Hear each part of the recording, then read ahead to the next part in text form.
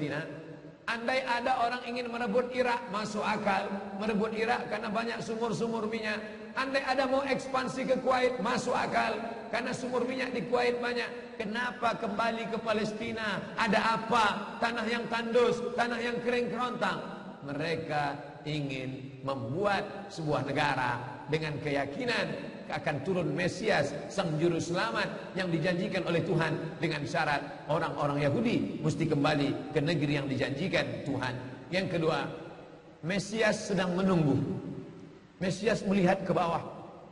Kalau dia tengok di bawah masih banyak gurun pasir, dia tidak mau turun. Dia ingin melihat hijau. Kalau sudah dibentang karpet hijau, baru dia turun ke bawah. Maka yang dimaksud dengan hijau itu adalah ditanami tanaman-tanaman hijau, penghijauan yang luar biasa. Dan ketika Israel masuk ke Palestina, mereka ambil tanah itu, mereka hancurkan rumah orang Islam, mereka buat tembok panjang. Penjara terbesar dan terpanjang di dunia adalah Palestina. Mereka kurung orang Palestina. Mereka buat tembok beton yang tinggi, panjangnya 700 km lebih. Dari Pekanbaru kita lihat, Anda menuju Medan Sumatera Utara 600 km. Mereka membuat tembok tinggi 700 km. Bayangkan, umat Islam terisolir dan mereka tanami hijau-hijau. Makanya Allah berkuasa. Allah mau tunjukkan kuasa, lalu Allah buat tanaman hijau itu menyala. Dalam pokok yang hijau itu menyala beberapa bulan yang lalu. Heran orang, Allah mau menunjukkan kekuasaannya. Kalian tidak mau tolong Palestina, aku yang akan menolongnya. Tanaman yang hijau yang mereka tanam itu tiba-tiba terbakar. Tidak ada yang bisa mematikannya. Sampai-sampai reporter wartawan Amerika mengatakan, tidak ada yang bisa mematikan kebakaran ini kecuali Tuhan, karena Dia yang membakarnya. Mengerti keadaan kita zaman sekarang. Jangan sampai dikatakan Palestina bukan urusan kita. Ini kan masalah politik. Indonesia ya Indonesia, Palestina ya Palestina. Antum tidak mengerti masalah dunia. Palestina adalah masalah umat Islam. Subhanalladzi asra bi'abdihi. Maha suci Allah yang sudah memperjalankan hambanya minal masjidil haram, dari masjidil haram ilal masjidil aqsa, masjidil aqsa, masjidil aqsa Palestina. Kita yang tertulis dalam kitab suci kita bahwa kita punya ikatan emosional. Kenapa kita tidak yakin itu? Yahudi ajarannya dibuat-buat, ajarannya mitos, tapi mereka punya keyakinan yang luar biasa. Mereka rebut negeri itu, mereka kuasai, mereka hancurkan negeri musuh. Atas dasar apa? Keyakinan bahwa Mesias akan datang. Yang kelima, apa yang mereka lakukan untuk Palestina? Mereka meyakini ada Temple of King Solomon, tempel, kuil King Solomon, Raja Sulaiman. Datang pula orang Indonesia latah, dikatakannya Sulaiman ini kerajaannya bukan di Palestina, di Yogyakarta, Sleman. Kata dia, King Solomon itu punya tempel kuil, dan Temple of King Solomon letaknya pas di bawah Al-Masjidil Aqsa.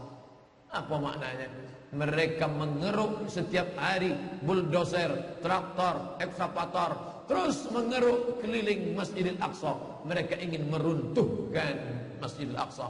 Tulis Temple of King Solomon, enter, pilih image, tampak gambar, replika. Inilah kerajaan Sulaiman yang ada di bawah Masjidil Aqsa. Akan mereka naikkan. Mereka sudah bangunkan rumah kecil replikanya. Seperti orang Riau membuat rumah replika, rumah Melayu Kampar, rumah Melayu Siak, rumah Melayu Bengkalis. Di mana rumah itu?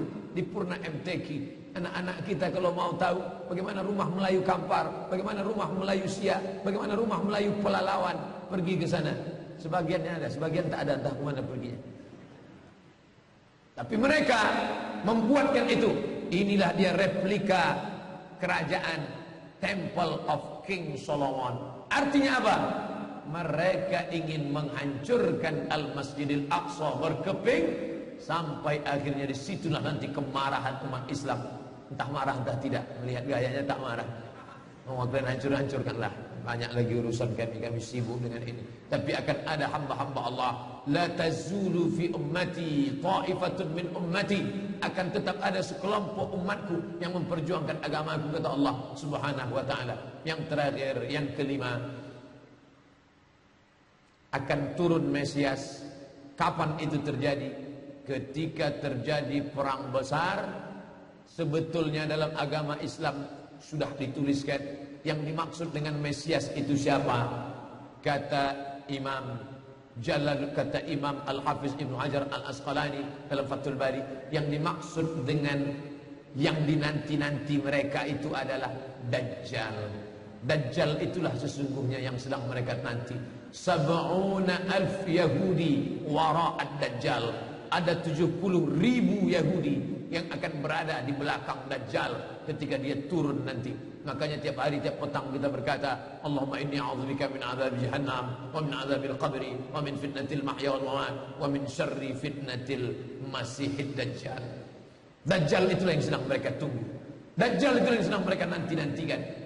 Kita menantikan kedatangan, dia pun juga menantikan akan kedatangannya. Bedanya apa? Mereka meyakininya dengan semangat. Semangat mereka luar biasa. Mereka bangkit. Umat Islam percaya. Padahal tiap hari dia katakan sebelum salam, Allahumma inni a'udzubika min adzabi jahannam, wa min adzabil qabri, wa min fitnatil mahya wal mamat, wa min syarri fitnatil masihid dajjal. Tiap hari dikatakan, tiap hari diucapkan. Tapi dalam hati, betul tak Dajjal ini datang?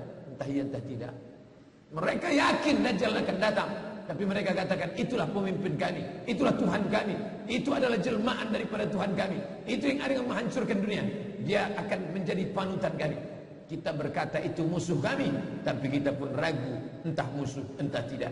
Oleh sebab itu kita minta ampun kepada Allah atas kurangnya iman kita. Subuh ini kita bangkitkan semangat kita, tapi yang datang kepada, kenapa Allah tidak menolong? Katanya Allah itu maha kuasa. Cukup dia teriakkan saja, malaikatnya satu berteriak, pecah gendang telinga orang Yahudi, mati. Cukup dia tiupkan angin sejuk, terhirup, mati. Kenapa tidak dia matikan saja Yahudi itu? Datang Syekh Muhammad Jibril, Syekh Dr. Muhammad Jibril, Syekh Profesor Dr. Muhammad Jibril, dosen tafsir Al-Azhar. Kami undang, mahasiswa Indonesia mengundang di waktu di Mesir dulu kuliah. Lalu saya tanya, Assalamualaikum Syekh. Ya, kaum Ad binasa, kaum Samud binasa, kaum Midian binasa, kaum Iram binasa, kaum Fir'aun binasa. Kenapa Allah tidak membinasakan Israel ini? Senyum Syekh Muhammad Jibril.